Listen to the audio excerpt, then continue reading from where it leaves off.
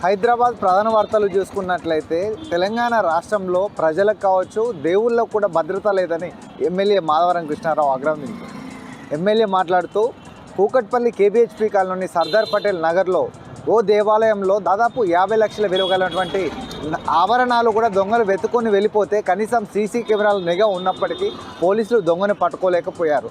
ముఖ్యంగా చెప్పాలనంటే దాదాపు హైదరాబాద్ నగర వ్యాప్తంగా కూడా సీసీ కెమెరాలు ఉన్నప్పటికీ పోలీసులు నిఘా అనేది పెట్టలేకపోతున్నారు. దాని అవుతున్నాయని చెప్పేసి ఆగ్రహం వ్యక్తం చేశారు.